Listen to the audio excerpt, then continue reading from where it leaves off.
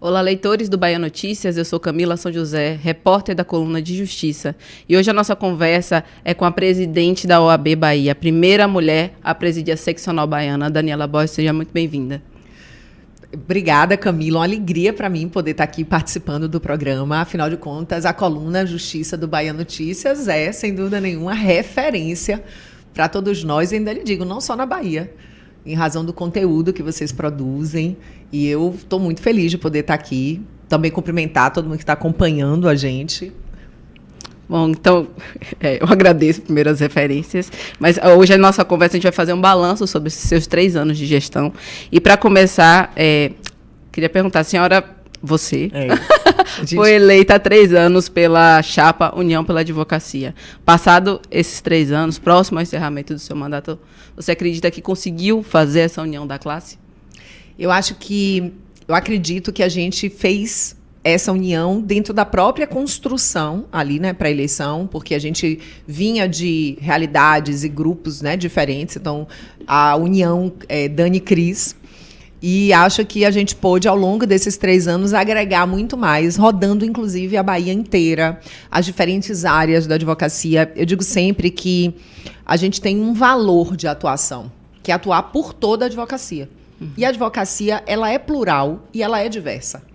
Imagine, a realidade da advocacia em Salvador não é a mesma da realidade da advocacia em Botirama. Nós estivemos em Botirama.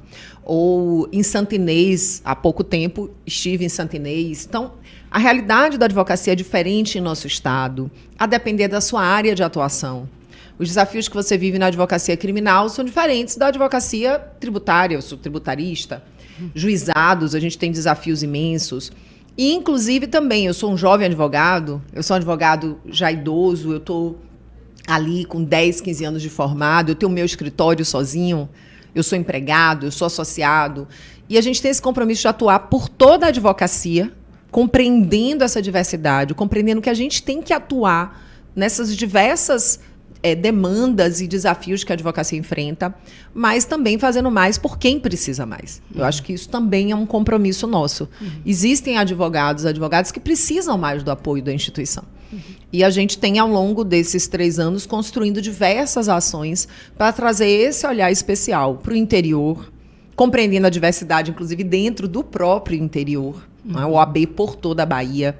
A gente já esteve em mais de 73 municípios, em municípios que sequer são sede de subseção, em municípios que sequer têm fórum. E, além disso, a gente tem estado, dentro aqui da realidade também da capital, as diferentes realidades, né, dessa advocacia, procurando, né, fazer e fazer com. Eu digo sempre que o desafio não é só fazer para, é fazer com. E por isso a representatividade ela é tão importante. Porque é importante que as ações para quem precisa da política da OAB, né, dos projetos da OAB, sejam pensados por quem está enfrentando os desafios. Isso serve para a jovem advocacia, serve para a pauta das mulheres advogadas, da advocacia negra, dessa advocacia do interior. Então, eu acho que a gente tem conseguido unir ainda mais a advocacia por meio dessa ação, por meio de pensar soluções para esses desafios que não são poucos, e, com isso, construir, né, ações que impactam positivamente no dia a dia dessa advocacia baiana, sofrida, mais competente, resiliente, batalhadora. Então, está sendo assim, bem bacana chegar ao final do triênio, podendo ter visto tanto e tendo feito tanto.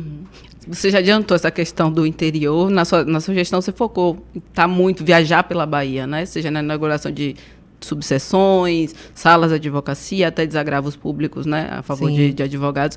Qual o retrato que a senhora faz hoje dessa advocacia baiana, principalmente do interior do estado, né, após esses 3 anos? Os maiores desafios, sobretudo no judiciário, na justiça comum, são no interior. Eu acho que o fato de eu ter rodado tanto, ter ouvido, ter olhado nos olhos dos advogados, muitas vezes até de partes mesmo, que às vezes você está no interior, as pessoas vão, né, sabem que você está ali e vão. Realmente a gente tem desafios imensos na justiça comum. Falta de juiz, tem comarca que está sem juiz mesmo, porque o juiz, ele chega, se ele passar 6 meses numa comarca, ele não resolve o problema da comarca. Então, tem comarca no nosso oeste, sobretudo, está mais de 10 anos sem um juiz que tenha ficado efetivamente por mais de 6 meses. Então, existem locais em que as pessoas perderam assim, a esperança da possibilidade do judiciário funcionar com efetividade. Amorosidade, a falta de juiz, de servidor, o processo não anda. Então, assim, é uma realidade muito desafiadora. Mas, ao mesmo tempo, eu consigo ver uma mudança nesse cenário. A gente lutou muito, desde o início do triênio, pela nomeação por todo o cadastro reserva do concurso de magistrados. E o presidente Nilson nomeou, né, todo o cadastro reserva. E também pela realização de concurso para servidores. Chegou a ser feito concurso. O presidente Nilson nomeou 200, um número muito pequeno em razão do déficit, mas a gente tem a expectativa de nomear mais. E por que eu estou lhe dizendo isso? Porque em janeiro agora, a gente fez uma caravana de prerrogativas pelo Oeste e em várias comarcas que estavam há muitos anos sem magistrado, a gente encontrou juízes dessa nova turma. Então isso foi muito bacana, sabe, Camila? Começamos em Irecê, Canarana, Lapão, Gentil do Ouro, Xique-Xique, Botirama, Santa Maria da Vitória, Bom Jesus da Lapa, Barreiras, Luiz Eduardo, tudo em uma semana. Mas, por exemplo, em Botirama, estava há anos sem juiz. Chegamos lá, tinham 2 juízes. Você vê a advocacia com o olho brilhando, porque isso faz muita... E não é o advogado porque o processo de alguém vai andar. Eu acho que esse é o significado. Ano passado, a gente fez um protesto mesmo na porta do fórum de Cícero Dantas. Porque assim, a gente dialoga, a gente busca encontrar uma solução pelo diálogo, mas a demanda das pessoas é urgente. Sim. Então, Cícero Dantas estava numa situação dificílima. Nós fizemos um protesto lá, com faixa, com carro de som, pedindo juízes na comarca. E eu não pude ir porque a agenda muito intensa, mas Hermes foi representando a diretoria essa semana e está com 2 juízes. Fomos inaugurar uma sala lá e Cícero Dantas hoje tem 2 juízes. Então, é desafiador. Eu não posso aqui chegar para dizer os processos no interior da Bahia estão andando, mas a gente poder ver um horizonte de que as coisas estão melhorando. E também não generalizar o problema. Eu também visitei unidades, varas, que funcionam muito bem. A gente teve em Paulo Afonso a advocacia elogiando um magistrado. Não tem uma liminar aguardando deliberação, acervo todo em dia, um acervo razoável. Então, é complexo, mas eu me sinto otimista porque eu consigo ver que a gente vem avançando. E você falou das salas da OAB. A gente teve em Cotegipe, que é oeste, uma cidade de 15 mil habitantes, e a gente inaugurou uma sala no fórum e uma jovem advogada, pediu espontaneamente para falar. E ela contou que ela começou a advogar na pandemia. E aí ela contou que o primeiro cliente que ela atendeu embaixo de um pé de manga. Porque não tinha local para... E aí ela dizendo o quanto aquela sala significava para ela. E, ao mesmo tempo, a gente, há 3 semanas atrás, entregou uma reforma na sede da OAB de Ilhéus, com estrutura de meu escritório, OAB Conecta, para os advogados poderem trabalhar lá. Aí já foi uma advogada idosa, que faz uma advocacia pro bono, sobretudo em Ilhéus, atendendo uma população vulnerável. E ela dizendo que ela já estava desanimada. E quando ela viu aquela sala, aquela estrutura, ela se sentiu assim, animada em continuar o trabalho. Então, a gente percebe como essa estrutura também é bacana. São mais de 240 salas no interior. Na verdade, não todas feitas por nós. Na verdade, nós fizemos uma quantidade imensa, mas já tinham muitas salas. E a gente foi melhorando, a gente foi inaugurando novas salas, e é um cenário bem bacana. Outro ponto que eu queria tocar, que a senhora também já antecipou, senhora, me desculpe, mas é porque o vício do... Mas sobre essa representatividade feminina, porque não tem como ver a sua figura, falar com você e não mencionar a simbologia que tem você ter sido a primeira mulher em 90 anos a presidir a OAB. Queria saber se esse protagonismo, na sua visão, se refletiu por toda a seccional e de que maneira isso pode ser percebido? Eu acho que Eu digo muito essa frase, mas eu nunca vou deixar de dizer, sabe, Camila? Para mim significou muito ser a primeira mulher presidente, porque eu não cheguei só. Isso para mim é muito importante. Porque se você analisa até 2022, né, quando a gente assumiu, já tinham tido só 10 mulheres presidentes em outros estados.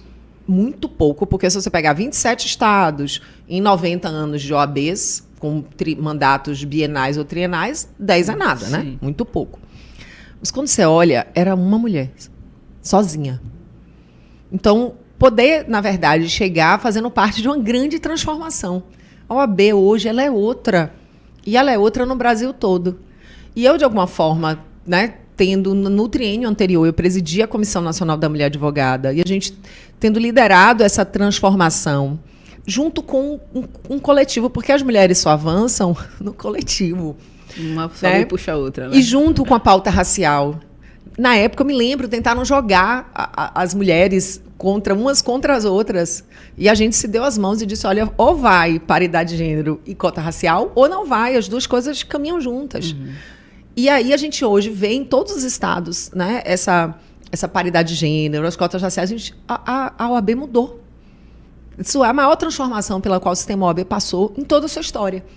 Então, isso tem um significado muito bacana para mim, porque eu acredito muito nessa construção coletiva, sabe? Mas também compreendo a importância da representatividade. Né? Assim, como faz diferença ter uma mulher presidente, porque isso é um simbólico e é algo que as mulheres, em regra, não ocupam. E o sentimento que isso desperta nas pessoas, do eu também posso. Eu não tinha tanto essa noção quando eu comecei. Mas logo quando eu tomei posse, um amigo disse, né, contou que a filhinha dele sempre dizia, quero ser advogada, quero ser advogada. Aí no mês da posse, que estava aquele agito, a primeira mulher, presidente da OAB, ela virou e disse assim, papai, agora eu não quero mais ser advogada, agora eu quero ser presidente da OAB. Então, representatividade importa. Eu fico muito feliz quando eu encontro mulheres que, né, falam sobre esse se sentir mais à vontade para estar nos espaços da OAB. A gente tem visto não só uma presença numérica, mas um aumento da presença mais efetiva de mulheres. E então eu acho que isso é algo que faz com que tenha muito significado, porque as mulheres estão no dia a dia da advocacia. Sim. Nós estamos no dia... São a maioria, né? Nós estamos no dia a dia de tudo, né? Do mundo. Mas nem sempre a gente está nos espaços em que as decisões são tomadas. Então, o que a gente tem procurado ao longo dessa gestão fazer é também trazer essa perspectiva feminina na tomada das decisões. E isso é muito fácil, é muito natural. Por quê? Porque nós somos mulheres, né? A gente está numa diretoria, inclusive, majoritariamente feminina. É a primeira vez na história do Brasil que uma OAB tem presidente e vice. Nossa secretária-geral, Esmeralda Oliveira, também é uma mulher. Claro que nós temos os nossos homens, que fazem um trabalho também belíssimo, né, Igor? Temos que prestigiar também os homens, Hermes Hilarião e Birajara Ávila, né? Porque é uma construção coletiva. Eu digo que, na pauta de gênero, as mulheres são as protagonistas. Mas a gente precisa dos aliados. Sim. Como também na pauta racial. É a advocacia negra que tem que ser protagonista. Mas a gente também tem que estar aliado dentro dessa caminhada. Ou seja, né, é uma construção coletiva. Então, a gente tem procurado agregar e trazer nas ações. A gente criou uma Procuradoria de Gênero e Raça. Porque o que a gente observou? Que a nossa comissão de prerrogativas, ela tem diversidade, é muito diversa, porque a gente precisa compreender quando a violação de prerrogativas também vem com violação de gênero ou com racismo. A gente teve o caso de uma jovem advogada em Ilhéus, que ela foi impedida de entrar no fórum porque ela estava supostamente com um vestido curto, não era, mas junto veio o racismo. Ela era uma jovem advogada negra e as palavras usadas pelo segurança. Então, a gente precisa ter essa diversidade nesses espaços para que isso seja reconhecido de imediato e que isso seja tratado devidamente de imediato. E a Procuradoria é uma segunda etapa, né? A gente tem a Comissão de Prerrogativas fazendo um primeiro atendimento, mas se tiver qualquer adoção de medida judicial, qualquer atuação em corregedoria, é a Procuradoria. Então, a gente cria a Procuradoria Adjunta de Raça e Gênero. Mandar um abraço para a doutora Lília Azevedo. E ela traz, então, na Procuradoria, um olhar para a nossa atuação judicial também sob essa perspectiva. a gente criou uma coordenação de inclusão e diversidade, né? Doutora Renata Deró. Por quê? Porque nós temos muitas comissões que fazem pautas de inclusão e diversidade e era preciso um olhar para que elas também pudessem construir conjuntamente. Dialogar, né? Dialogar, para que não ficasse uma para um lado, outra para o outro. Então, eu acho que a representatividade ela trouxe junto, nesse triênio, muitos olhares. A gente fez a Conferência Nacional, a Conferência Estadual da Mulher Advogada, a gente fez o Espaço Kids. Aí as pessoas chegaram e falaram assim, nossa, que bacana. Eu falei, gente, mas como é que a gente faz uma conferência para mulheres advogadas e a gente não pensa num Espaço Kids? Era natural para a gente. Aquilo ali foi uma das primeiras coisas que a gente pensou. Tem que ter um Espaço Kids e um Espaço Kids legal. Ainda levei meu filho lá, ficou lá. E como é que está esse debate em relação à proteção dos direitos das mulheres quando elas estão exercendo a advocacia, né? Porque a gente ainda vê relatos, pede prioridade no julgamento de determinada ação, o magistrado que não acaba não reconhecendo, essa questão da vestimenta, que até a OAB está revisando esse código de vestimenta, porque antes só incluiu os homens. Como é que está esse debate, né, para defesa das mulheres nesse sentido?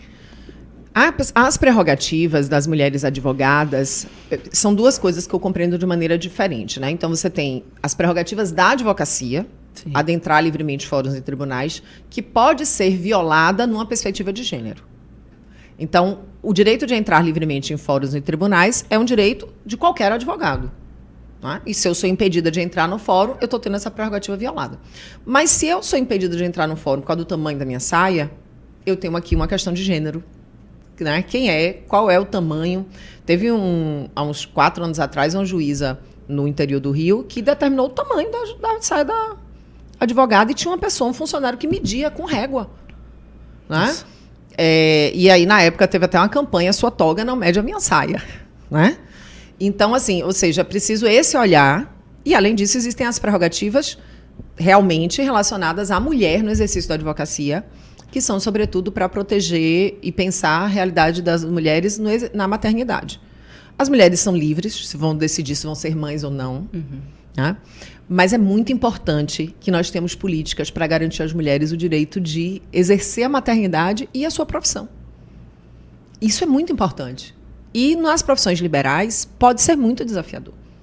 Eu, ao longo da minha vida, eu já encontrei muitas advogadas que, assim, confessaram, né, que desistiram de advogar, que diminuíram a advocacia, que abriram mão de promoções. Eu vivi realidades muito difíceis quando me tornei mãe, tendo que conciliar com tudo e ainda OAB, porque eu fui mãe, primeiro e segundo filho, já no sistema OAB. Então, é importante que a gente tenha políticas para isso. Então, a preferência na sustentação oral, a preferência na audiência é o mínimo para a mulher, né, gestante ou lactante. E a gente tem desafios imensos. É impressionante. Né? Ontem, a gente teve um problema de prerrogativa de um magistrado que estava negando a inversão de pauta para uma advogada trabalhista gestante. Né? A vice-presidente da Comissão de Prerrogativas é advogada trabalhista, tratou com o magistrado e se resolveu.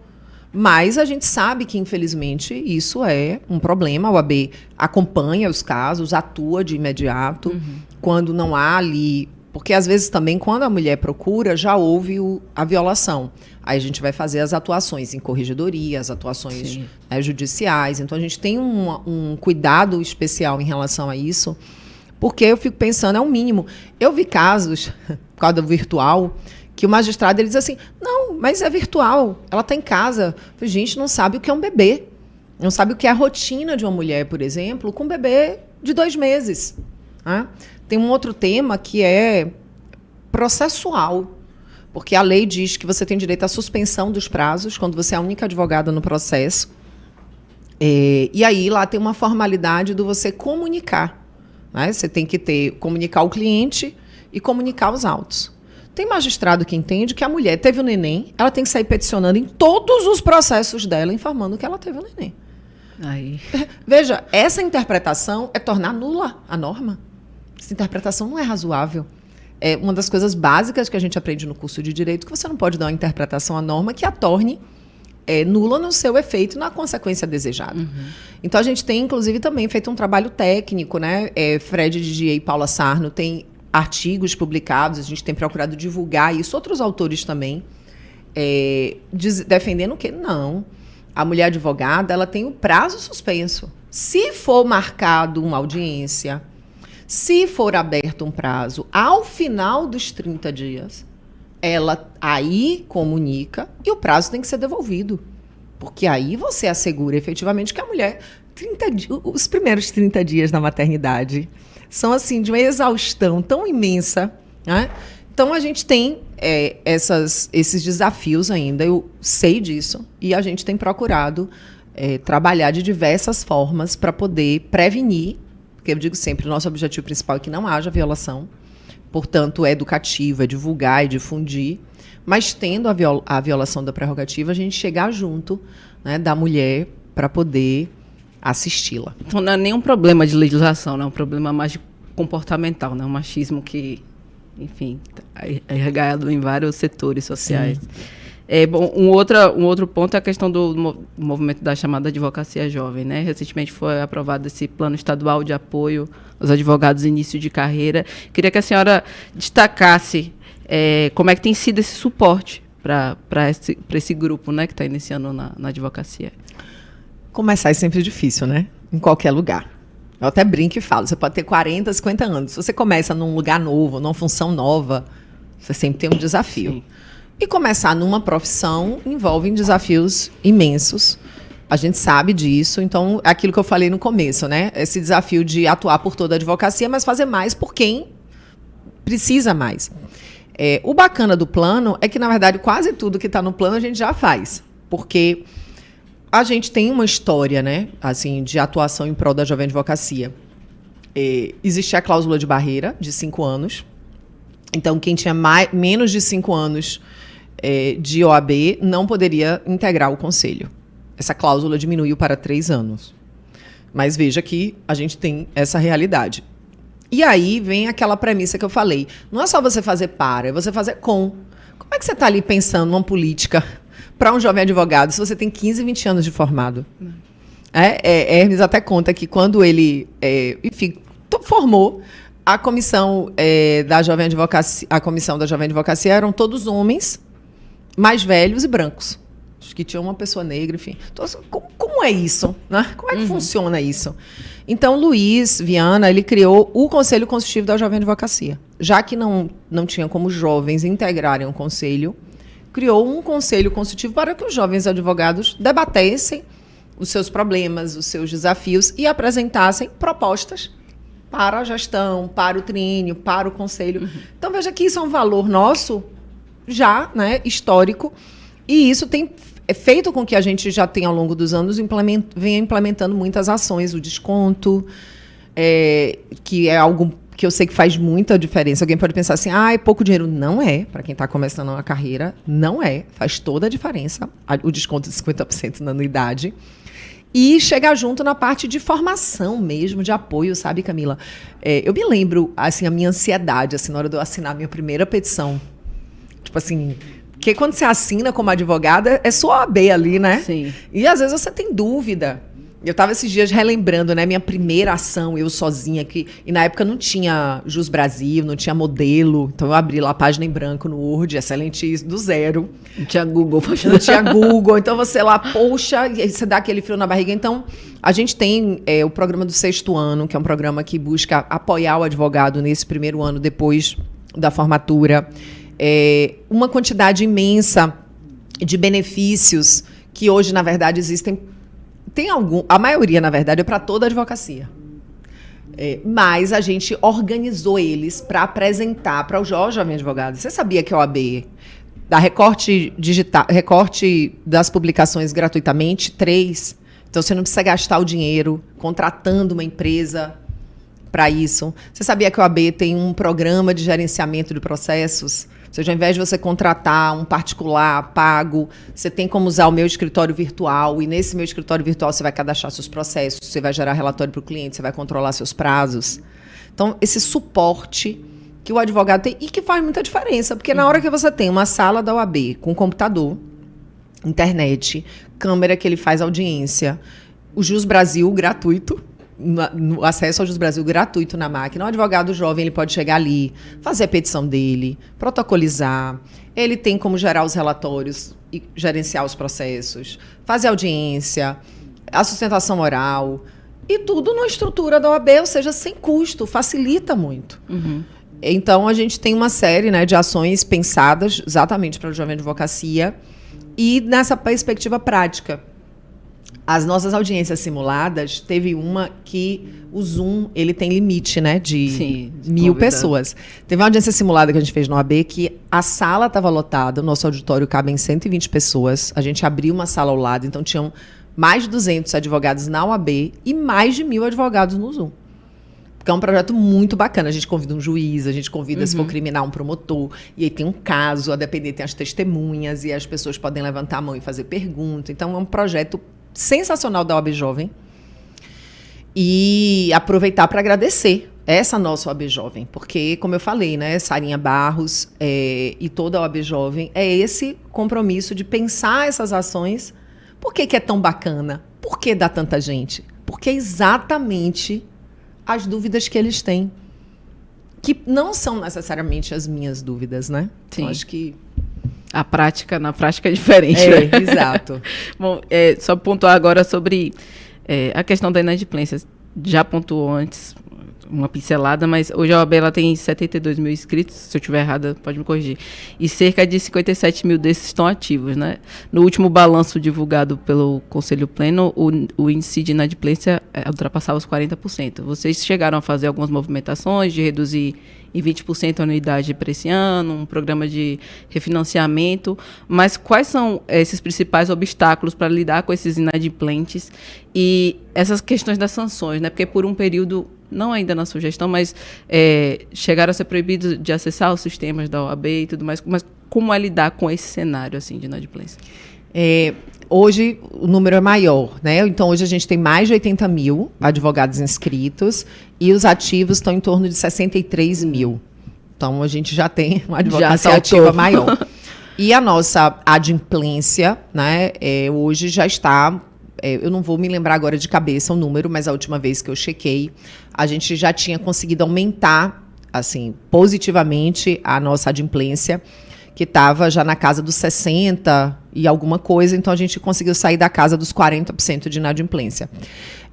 Isso tem a ver com uma série de medidas que a gente vem adotando. Eu acho que esse desconto que a gente concedeu para o pagamento à vista até 19 de janeiro foi algo muito positivo, porque ele privilegia a adimplência. Se eu reduzo a anuidade para todo mundo, o adimplente e o inadimplente, ele tem ali um tratamento que não necessariamente é justo. Então, essa medida foi uma medida muito boa, porque a gente conseguiu, com isso, subir o nosso percentual de adimplência e, ao mesmo tempo, prestigiar o advogado também adimplente. Eu não conheço uma instituição que faça tanto pelo seu profissional quanto a OAB. Não tem. Eu já futuquei, posso estar errado, alguém me mostra, mas as instituições nunca vi uma que faça tanto. Mas a gente só pode fazer tanto em razão também dos recursos que a gente tem, que permite 240 salas, são 37 subseções, plantão de prerrogativas 24 horas por dia, 7 dias por semana, com a rede de voluntários, mas tem uma estrutura. Tá? Então, quando a comissão de prerrogativas se desloca, eventualmente, é óbvio que, a depender da situação do lugar, vai ter um carro da OAB que vai levar ali a comissão de prerrogativas. Então, essa estrutura, né, ela tem um custo. Então, todos esses benefícios, eles precisam, né, dessa importância dessa anuidade. Agora, eu acredito que a melhoria também nesses serviços e nesses benefícios, eu consigo perceber o advogado falando, poxa, eu tenho aqui esses serviços, eu tenho um curso da ESA, eu tenho um serviço da CAAB, eu tenho, né, a OAB aqui chegando junto, a sala na minha subseção. E a gente tem alguns programas bacanas, por exemplo, como Anuidade Zero. Eu já comecei a ouvir depoimentos dos advogados dizendo que já diminuíram muito a anuidade deles, porque esse sistema da Anuidade Zero é tipo um cashback. Então, você compra coisas que você já compraria, inclusive muitos sites de lojas que os advogados compram normalmente. Eu não vou falar o nome de uma para não ficar aqui fazendo propaganda. Mas muitos sites que as pessoas no seu dia a dia compram, quando ela cadastra pela OAB, ela vai gerar um crédito para pagamento da anuidade. Então, ela pode chegar ao final do ano e, na hora de pagar a anuidade no ano seguinte, não ter nada a pagar de anuidade. Não é que a OAB não vai receber. A OAB vai receber o cashback. Então, ela ali, ela comprou uma TV, comprou um computador, comprou um livro e tem uma parte daquilo ali, ela pagou o que ela já pagaria mesmo pelo produto, mas se ela usa o sistema, o programa do Anuidade Zero, uma parte daquela compra dela reverte em cashback para o pagamento da anuidade. Então, isso é muito bacana. Mas, às vezes, a advocacia não sabe, não conhece. Mas esse programa também está ajudando a gente a melhorar. Mas como fazer, então, a conhecer, a advocacia a conhecer? A gente tem um aplicativo do Anuidade Zero, tem até um Instagram só do Anuidade Zero, para a gente divulgar os sites, porque a gente também enche o Instagram da OAB com esses conteúdos, então a gente criou um Instagram só para isso. E no site da OAB você vai achar lá todas as informações também e vai poder baixar o aplicativo. Pode botar lá nas lojas de celular, né? O Anuidade Zero, que vai estar lá, o aplicativo. Bom, então. Agora, falando sobre o perfil, né, da advocacia, no ano passado o Conselho Federal fez o primeiro censo para traçar esse perfil. Muito importante. Que se constatou que a maioria de mulheres, né, no exercício da profissão. O que a nível estadual foi possível fazer a partir desses dados. E sobre outro ponto que chamou muita atenção foi o questionamento em relação à remuneração. Se de alguma forma também vocês chegaram a pensar numa espécie de piso salarial para a advocacia aqui na Bahia, ou quem sabe se isso está sendo discutido também a nível nacional? O perfil da advocacia, para mim, foi assim, uma das grandes realizações da OAB Nacional. A OAB Nacional conseguiu garantir vários avanços para a advocacia, leis muito importantes, a própria Cadastro Nacional de Violadores de Prerrogativas, a criminalização da violação de prerrogativas da advocacia, algumas prerrogativas da advocacia, se violadas, são crime. Então, isso, enfim, vários. Mas o censo, ele é muito importante. Porque o censo, ele dá um retrato da advocacia justamente para que a gente possa fazer mais e fazer melhor. Então, quando eu conheço, eu consigo pensar o que eu posso, né, fazer melhor para atender essas realidades, essas demandas.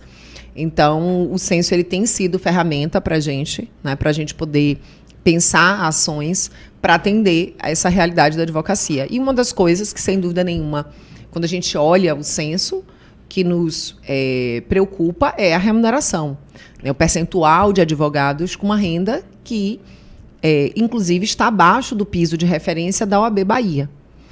Eu digo sempre que a remuneração, ela é a vida da advocacia, assim, no sentido do sustento mesmo.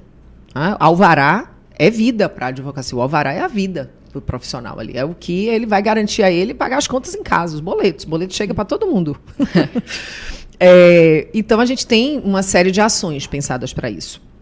Desde a atuação da Procuradoria. Então, hoje a gente atua como amicus curiae em muitos processos para garantir o cumprimento do CPC. Então, a gente tem uma estratégia hoje de atuar processualmente. A gente não está atuando a favor da advogada Maria, ou Ana, ou Isabel.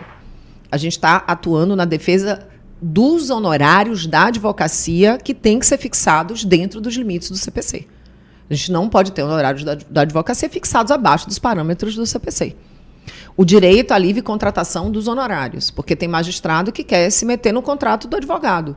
O advogado fez ali um contrato e ele quer reduzir. Então, a gente tem atuação em diversos processos. Inclusive, aproveitar, quem está nos acompanhando, basta enviar um e-mail para a Procuradoria, que a gente entra como interessado no feito para fazer essa defesa da lei, fazer essa defesa da remuneração digna e da autonomia, né, do advogado na contratação. Então, essa é uma frente de atuação. A gente também tem impugnado editais de concursos no interior e seleção com honorários aviltantes. A gente oficia, impugna, entra com ações. Então, esse é um outro trabalho também que a gente vem fazendo. E com relação ao piso, né, que seria o salário, o advogado empregado, essa luta nossa, ela é muito antiga.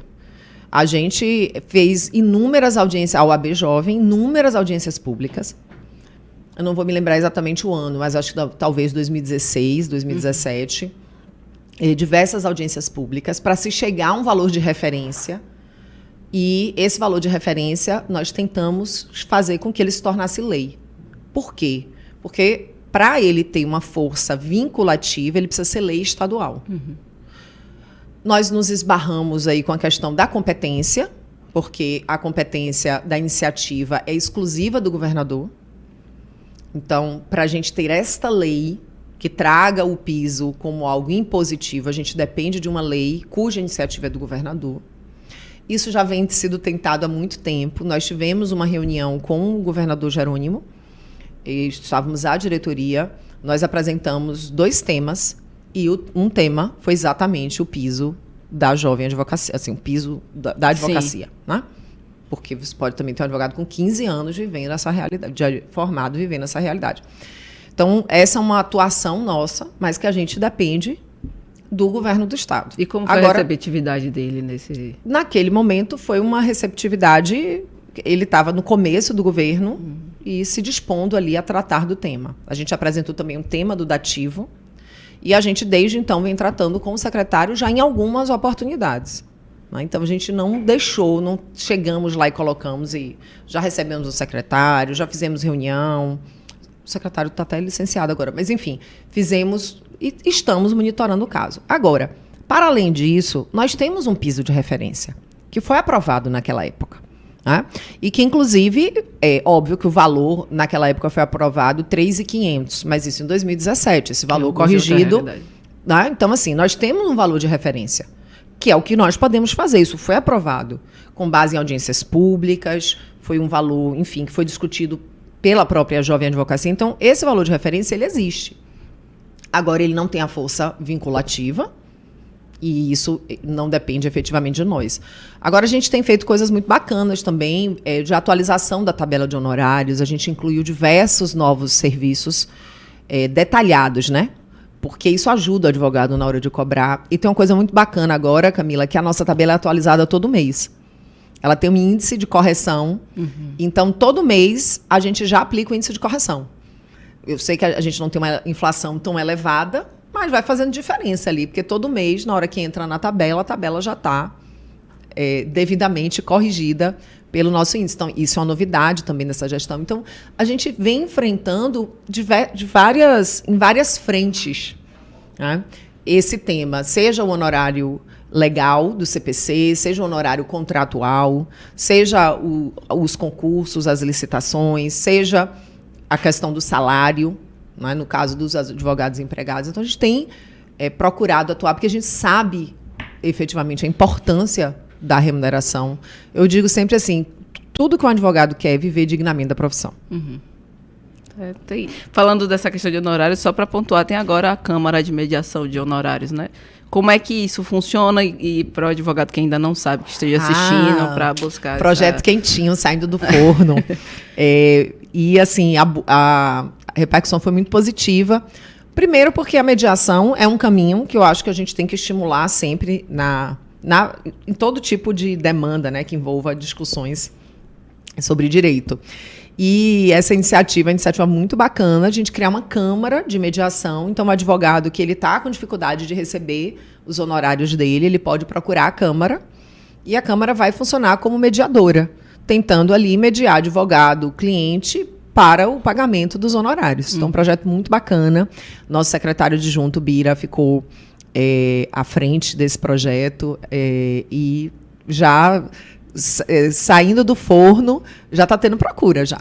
E como é que faz? Tem algum canal específico? Tem, no nosso site tem o link por qual, né, o advogado vai manter contato, ele vai apresentar o caso, e aí a Câmara vai fazer todo o restante, né? Manter contato com o cliente, marcar a mediação. Está disponível também para o interior, mas aí nesse caso, em princípio, remoto, né? Porque a gente está instalando o começo e aí ampliando. Sim. Né? O projeto. Bom, agora eu quero incluir os tribunais na nossa conversa. Que você, durante a sua gestão, de certa forma, não poupou críticas a alguns magistrados, não vou aqui generalizar, né? Mas principalmente nas recusas dos atendimentos dos advogados. Como é que você classifica hoje essa relação entre advocacia e magistratura? Primeiro que eu entendo que as relações institucionais, elas têm que ser sempre baseadas na civilidade, na urbanidade, na boa relação, no diálogo, na cooperação. Mas isso não significa que, se eventualmente, né, tiver algo que esteja ali ocorrendo de violação de prerrogativa, ou até de diferença mesmo de entendimento de como algo deva ser, que isso não vai significar, eventualmente, a OAB ir ao CNJ, ou a OAB ir na corregedoria em relação ao magistrado. Então, para mim, essas duas coisas convivem tranquilamente. E, às vezes, as pessoas, as coisas são complexas. Né? Para eu poder ter uma boa relação com você, eu não tenho sempre que concordar com você.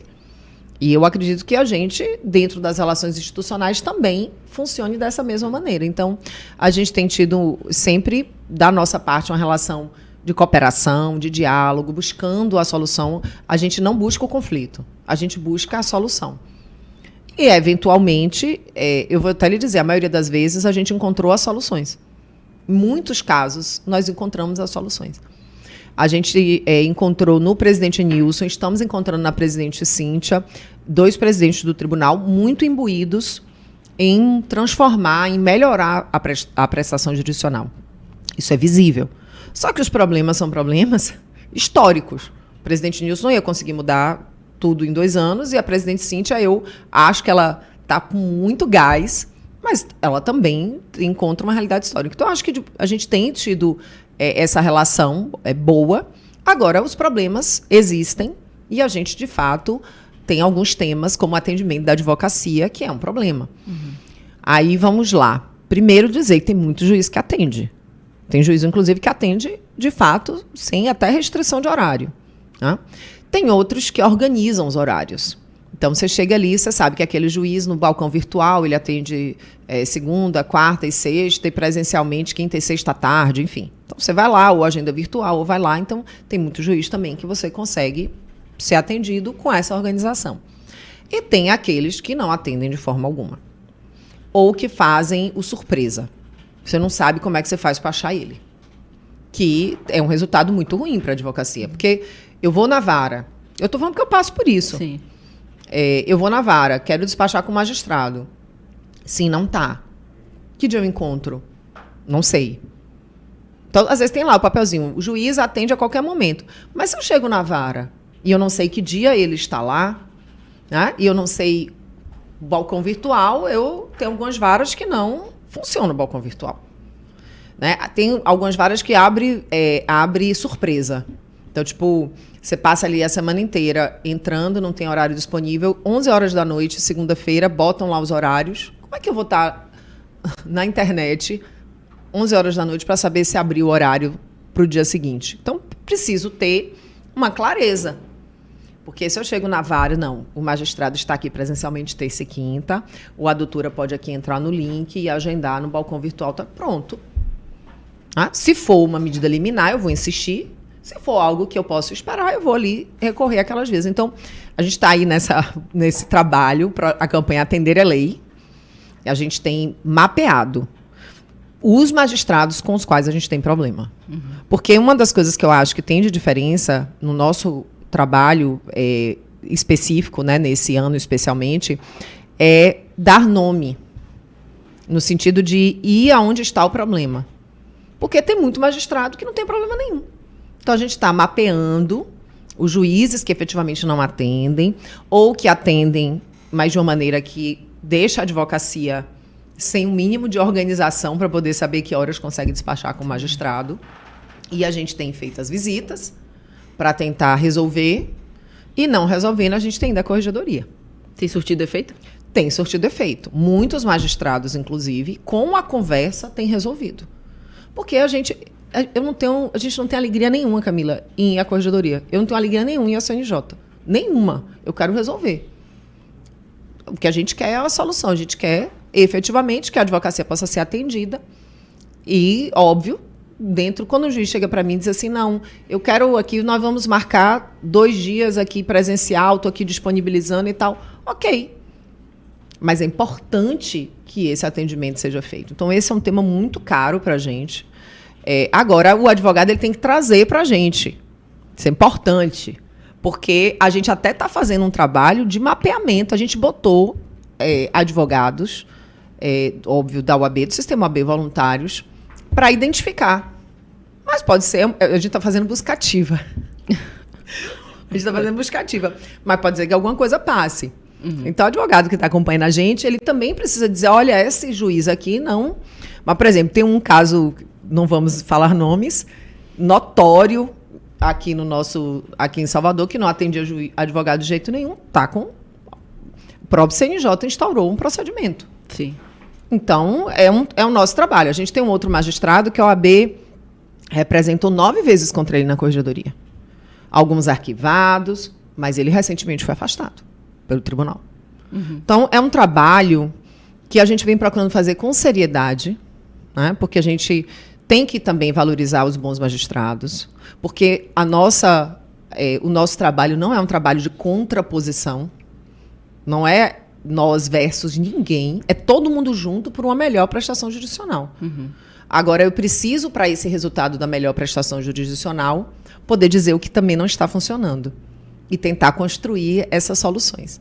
Então, eu acho que a gente tem procurado fazer isso de forma respeitosa, com diálogo, é tanto que muita coisa tem se resolvido e outras não se resolvem pelo diálogo e algumas, tem conseguido, inclusive, resultados, enfim, por outras vias e outros meios que também estão disponíveis para nós. Então, eu vejo isso como algo positivo. Outro ponto dessa relação é sobre a chamada resolução da mordaça, né? Que as limitações das sustentações orais. Queria que você me desenhasse de que forma isso prejudica o exercício da profissão e se, de certa maneira, a consolidação das audiências virtuais também pioraram esse cenário, assim. O que acontece? Primeiro, eu vou lhe colocar aqui uma premissa, tá? Por que o segundo grau pode reformar a decisão de primeiro grau? Qual é o fundamento dessa estrutura? Em tese, por tudo que eu já li e estudei, não é porque o magistrado de segundo grau necessariamente é melhor, superior num sentido intelectual, não é isso. É porque a decisão colegiada ela vai ter essa possibilidade de reformar uma decisão singular. Por que eu estou trazendo isso? Porque hoje nos juizados a gente só tem praticamente decisões monocráticas. A gente não tem realmente esse de duplo grau de jurisdição sendo exercido de forma plena. Por quê? Porque o processo ele é julgado em primeiro grau, ele vai para o segundo grau, para a turma recursal, e o tribunal, né, ali, os juizados, as turmas recursais, criaram um novo conceito de precedente, num primeiro momento. Porque a resolução já mudou, deu uma melhorada, a resolução. Mas ainda não está sendo, na sua melhora, sendo cumprida. Então, criou-se uma compreensão de que precedente é a decisão do mês passado e não é. Então, primeiro, precedente sequer é a mesma coisa que jurisprudência. Para eu ter jurisprudência, eu preciso ter um conjunto de decisões no mesmo sentido sobre um tema. Eu tenho que ter muitas, eu não posso ter uma só. E o precedente no novo CPC, ele tem uma forma específica, inclusive, de formação. Então, o que a gente identificou é que nos juizados, os juízes nas turmas recursais, eles vinham negando seguimento aos recursos por decisão monocrática. E sem permitir ao advogado a sustentação oral. Então, eu comecei explicando isso porque a resolução da mordaça envolve todos esses aspectos, né? E aí, o advogado entra com agravo interno. O agravo interno forçaria uma decisão colegiada, pelo menos para apreciar o agravo interno. E o que a gente hoje identifica nas turmas recursais? Esse agravo interno não entra na pauta. Ele não entra na pauta chamada ali no dia, né? Então, não é apregoado o processo, não sai publicado no diário. Existe uma previsão no regimento que ele vai ser julgado na próxima sessão, mas qual é a próxima sessão? Se, efetivamente, você não tem sequer ciência da decisão. Então, no final das contas, hoje, esse agravo interno ele é julgado por uma nova decisão monocrática. Inclusive, quando você entra no Projude, o julgamento da decisão do agravo interno só tem um voto do relator. Então, é a decisão singular de primeiro grau, é o juiz da turma recursal negando seguimento ao recurso monocraticamente, e esse mesmo juiz depois julgando o agravo interno monocraticamente, porque a gente não consegue nem saber o voto dos outros, porque não está no sistema, de um processo que sequer é apregoado, o advogado sequer, e aí vem a resolução da mordaça. E junto com o fato de que essa decisão monocrática é a decisão do juiz da semana passada, é a decisão do juiz do mês passado. Então, isso transformou os juizados da Bahia em algo realmente assim que você descrever isso para alguém de fora alguém que não vive essa realidade. A pessoa fala, não é possível. E quem atua na área do juizado sabe do que eu estou falando, porque vive isso. Todo juiz é assim? Não. Mais uma vez. Daqui a pouco a pessoa faz o recorte. Né?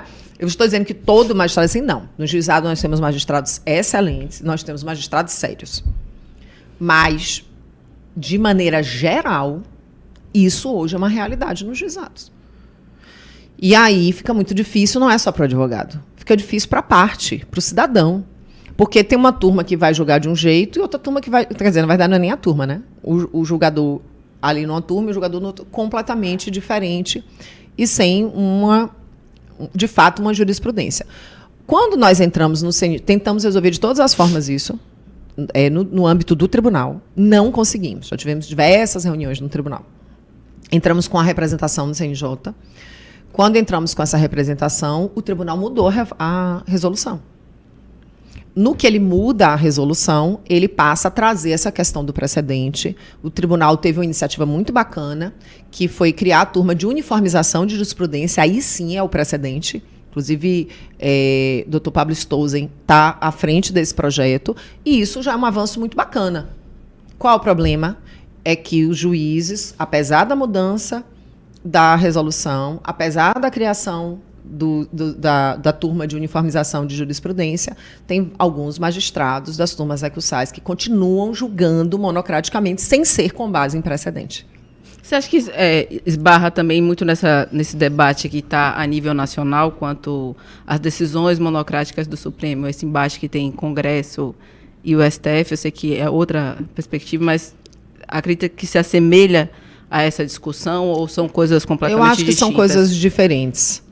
Porque, veja que o que no STF se discute é que uma decisão monocrática ela termina tendo um grande impacto e uma grande repercussão, e a depender, demorando, né, para aquela decisão se tornar colegiada.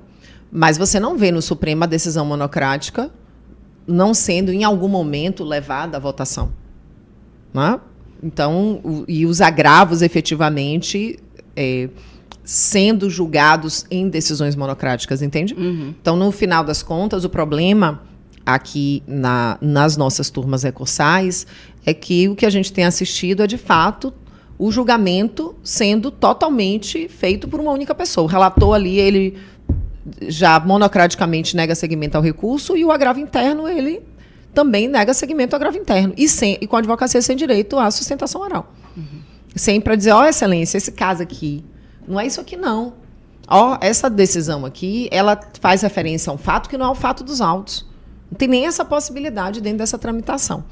Então, isso acontece com muita frequência nos juizados. Isso é uma luta nossa. Eu já fui despachar pessoalmente no CNJ esse processo algumas vezes. Antes da mudança da resolução aqui, eu estive com, na época, né, o relator, junto, inclusive fomos em time. Fomos eu, nosso procurador-geral aqui, Rafael Matos, nosso presidente de prerrogativas, Vitor Gurgel, foi o presidente do OAB Nacional, Beto Simonetti.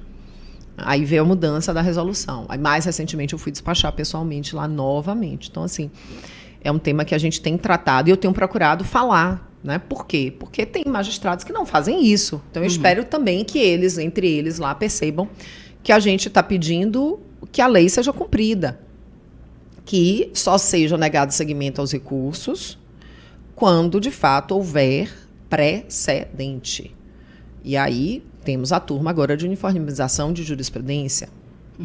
Né? Que o agravo interno seja incluído na pauta, seja apregoado, para que o advogado possa ir na sessão e levantar uma questão de ordem. Né? Então, a gente só está pedindo o cumprimento da lei. Então, mais um pontinho dessa relação é o PJE, né? Agora tem alvo de crítica tanto de vocês, advogados, servidores, magistrados, enfim. A gente tem uma movimentação da desembargadora Cíntia, a presidente do Tribunal de Justiça aqui da Bahia, no sentido de possivelmente substituir o PJE pelo EPROC. Ela teve recentemente em São Paulo, vendo como é que foi essa implementação lá, um sistema criado no Tribunal de Justiça de Santa Catarina. Como é que a senhora avalia, percebe essa possibilidade de mudança do PJE e essas inovações tecnológicas propostas, né, pelo tribunal? Sim, o PJE é um consenso entre todos os atores do sistema de justiça. São os problemas no PJE. Eu falo todos os atores, que vai envolver juiz, servidor, promotor, defensor público, advogado. Então, todo mundo que lida com o PJE, né, no TJ Bahia, vive o que é o sistema travar, fica fora do ar, e você fica desesperado, cadê? Não saiu a certidão ainda de que está fora do ar, e o prazo. Então, por outro lado, o juiz, o servidor, querendo trabalhar, o sistema lento, enfim. Então, a gente tem problemas no PJE, sem dúvida nenhuma. Mas eu acredito que a gente pensar em mudança, eu acho que tem que ser pensado com cautela. Né? O tribunal tem ouvido aí as matérias, o tribunal não ouviu ainda a OAB, e internamente a nossa ideia é ouvir a advocacia, porque é importante que a gente possa ouvir a própria classe a respeito disso. Mas o que eu chamo aqui a atenção é que toda mudança também tem desgastes. E o PJE é um sistema que funciona bem em outros tribunais. Por exemplo, Justiça do Trabalho, Bahia, TRT Quinta Região. Nós não temos o mesmo volume de queixas em relação ao PJE TJ, a gente não tem o mesmo volume. Em relação ao PJE TRT, a gente não tem muitas reclamações.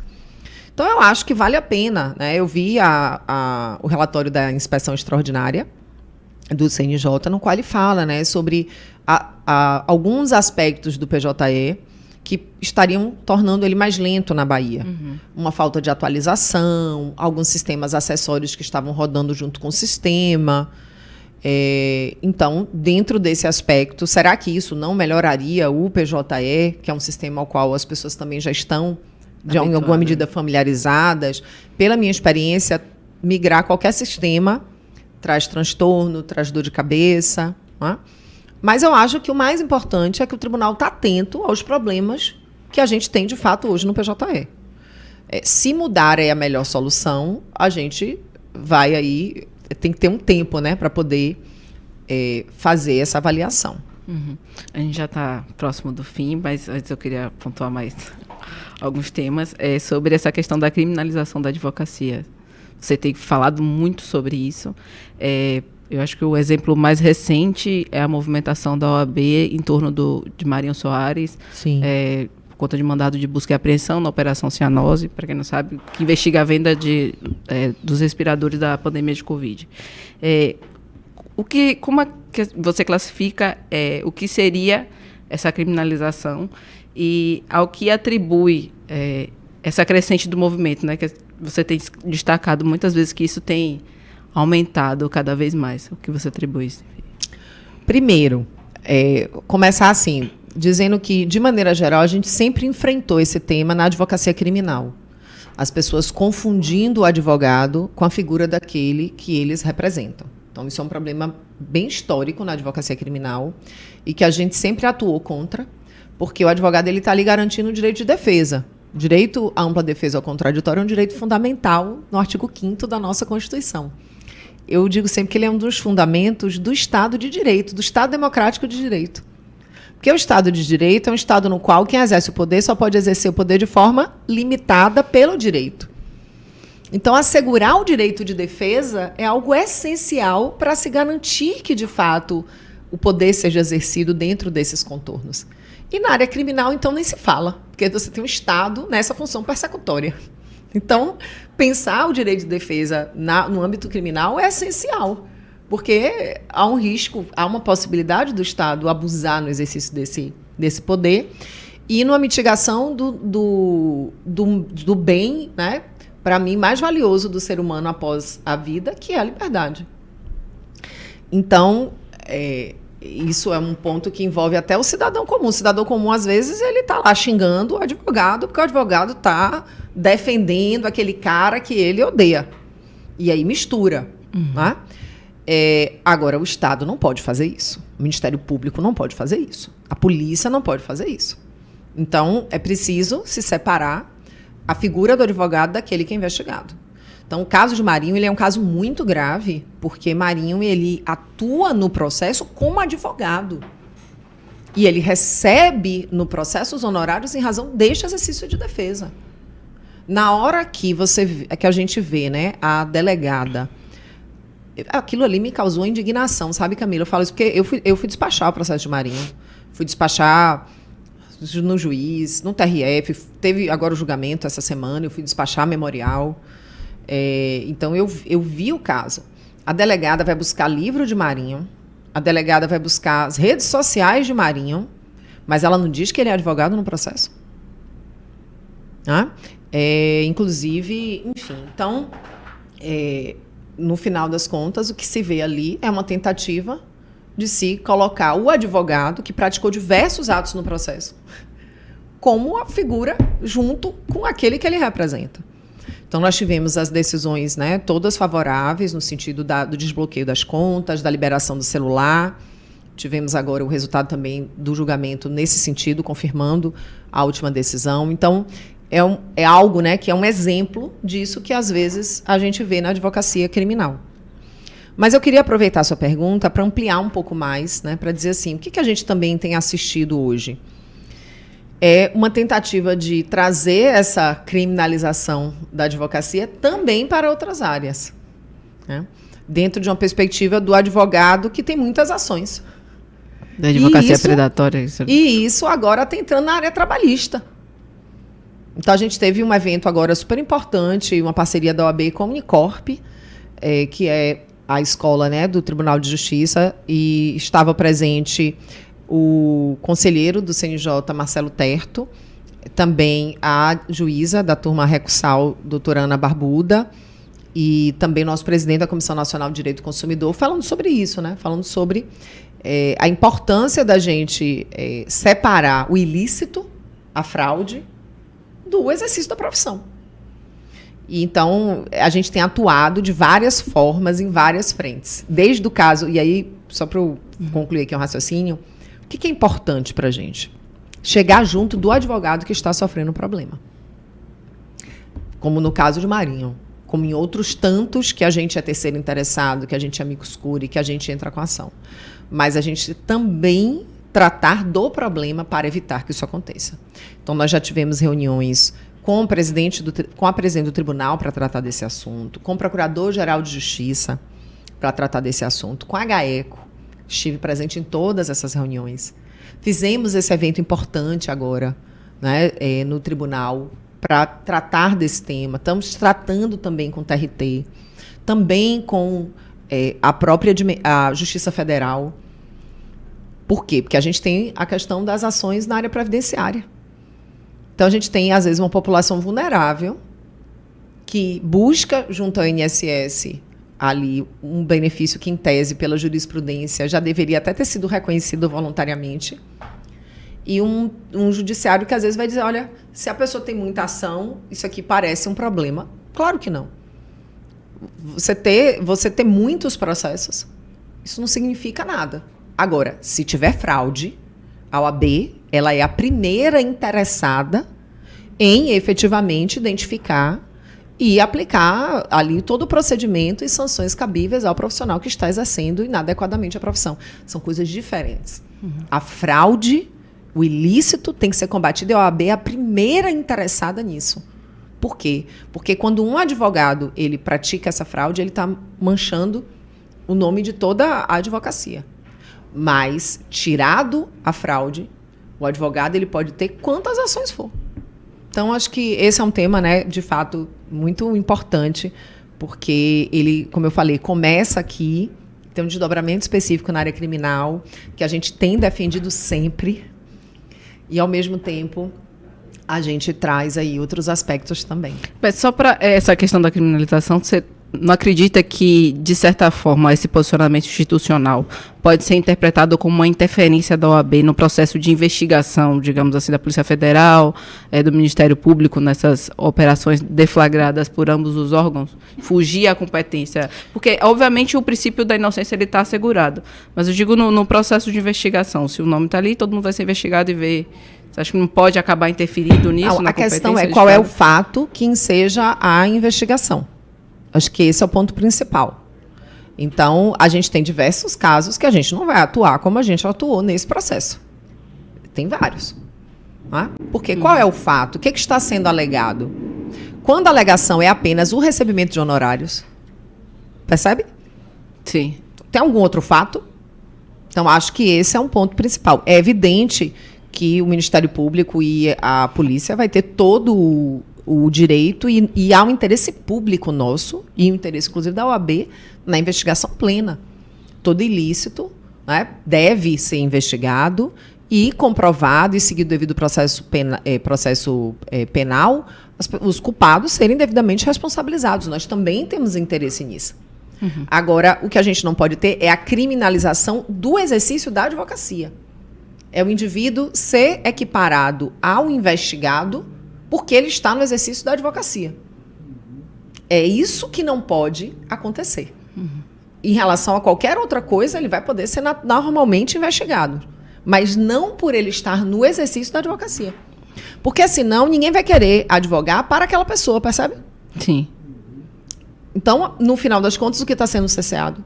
O direito de defesa. Uhum. Se todo mundo que atuar para esse investigado ou qualquer outro for equiparado a ele, o que vai acontecer? Ninguém vai querer atuar para ele. As pessoas são obrigadas a atuar, os advogados são obrigados a atuar pro bono? Não. Então, esse é hoje uma questão muito importante, muito cara, não só no âmbito aqui da seccional, mas também no âmbito nacional. Porque, de fato, sabe quando você tenta, por via indireta, encurralar? Então, e aí eu não estou falando jamais desse processo, estou falando mesmo dessa ideia. Assim, vamos encurralar aqui o indivíduo, vamos deixar ele sem defesa, vamos deixar ele sem advogado. Ele é obrigado necessariamente a ser acompanhado por uma defensoria pública? Então, eu acho que esse é um tema muito importante, no qual a gente não fala apenas pela advocacia, a gente fala pelo próprio direito de defesa das partes. Mas é evidente que o Ministério Público, que a polícia tem um poder-dever de investigar, e é interesse público, é interesse também da OAB, que todas as investigações ocorram com o maior detalhamento possível de tudo. Agora, de um outro ponto de vista, só para a gente encerrar, sobre a violência contra os advogados, propriamente dito, no exercício da profissão. A gente teve casos recentes de advogados sendo assassinados, principalmente os que lidam com essa área criminal. O Conselho Federal chegou a propor a criação de uma lei por conta do assassinato da Brenda dos Santos Oliveira, de 26 anos, no Rio Grande do Norte. Como é que a senhora também percebe esse cenário, essa movimentação para proteger os advogados, principalmente envolvidos nessa área criminal, dessa violência, né, que tem, enfim, atingido a categoria, de certa forma? De alguma maneira, a resposta é até um pouco parecida, né? Garantir ao advogado o direito de exercer livremente a profissão e sem medo de ser assassinado é garantir o próprio direito de defesa. Se o advogado ele sente que, ao assumir uma causa, ele pode perder a vida dele, aquilo vai fazer com que ele não assuma aquilo e o direito daquela pessoa, né, de exercer ali a profissão. Então, garantir a proteção da integridade física do advogado no exercício da profissão é, em última instância, proteger o próprio direito de defesa. E por isso a OAB Nacional e nós aqui também da OAB Bahia somos tão firmes em busca de uma efetiva garantia dessa proteção. E vou aproveitar a sua pergunta para falar do caso da advogada do Rio Grande do Norte, porque esse tema ele ganha um destaque especial quando a gente fala da pauta das mulheres advogadas, porque é uma área onde a gente vê muita violência contra a mulher advogada é na área de família. E aquele caso era exatamente um caso, né? Ou seja, você tem, às vezes, nas relações conflituosas familiares que envolvem violência de gênero, a advogada da mulher, né, encontrando ali, naquele ex-companheiro, alguém que vai projetar nela também o ódio, que vai projetar também nela a violência, né? Então, eu me lembro muito que, além desse triste caso, a gente teve um caso específico sobre o que eu estou falando. Foi 2000 e... eu não me lembro agora ao certo, acho que foi 2021, de uma advogada que, na porta do fórum, foi alvejada pelo marido da cliente dela, e ela só não morreu porque o marido dela se jogou na frente dela, mas o marido dela morreu. Então, era exatamente um processo de família, né? E ali, aquele ex-companheiro, né, com ódio, aguarda ela na porta do fórum, isso foi em Alagoas, atira nela e o marido dela se joga na frente dela e ele morre e ela não. Então, a importância da gente ver a complexidade desse assunto e com a atenção especial, inclusive, para a mulher advogada, nesses processos de família que envolvem violência de gênero, que eu acho que merece, inclusive, uma atenção especial, porque o Brasil é o 5º país do mundo em maior número de feminicídios. Eu vi a notícia essa semana de uma advogada em Santa Catarina que foi vítima de feminicídio, né? E esse é um tema que é do interesse de todos nós, e pensar uma advogada exercendo a profissão na proteção da mulher também correr risco de vida é algo que torna o combate a essa violência ainda mais importante. Daniela, eu queria muito agradecer sua presença aqui, esse bate-papo, e o espaço está aberto para suas considerações finais. Eu que agradeço, Camila. O tempo passou voando, porque foi um prazer conversar com você. E, assim, poder falar, né, sobre tantos temas importantes, não são só ações, são temas importantes, impactantes. Você que conhece tanto da realidade do nosso sistema de justiça e, enfim, nessas diferentes interfaces, instituições. Então, suas perguntas foram, assim, muito bacanas mesmo, assim, importantes, e que passou voando aqui. Adorei, eu que agradeço. Muito obrigada e parabéns mais uma vez pelo trabalho que você faz. Eu acho que trazer a justiça numa linguagem, né, que dialogue ao mesmo tempo com a advocacia, com o judiciário, com o Ministério Público e também com o cidadão, deve ser um desafio imenso. Né? E você faz isso muito bem, e ganhamos todos nós, porque é importante que a sociedade possa também estar, né, acompanhando, porque no final das contas a gente às vezes fica no sistema de justiça ali falando muito a nossa linguagem, né? E só a gente se entendendo, ou nem isso às vezes, e o cidadão comum sem entender. Então, parabéns pelo trabalho, obrigada, foi muito bacana. Muito obrigada. Vamos cumprimentar Igor também, né, Igor? Igor também aí. Muito obrigada, Daniela, mais uma vez. Até a próxima. E um agradecimento especial também para você que acompanhou a gente até aqui. Continue acessando o site do Bahia Notícias, acompanhando as redes sociais, se inscreva no canal. Enfim, para você ficar muito bem informado sobre tudo que acontece na Bahia, no Brasil e no mundo. Até a próxima.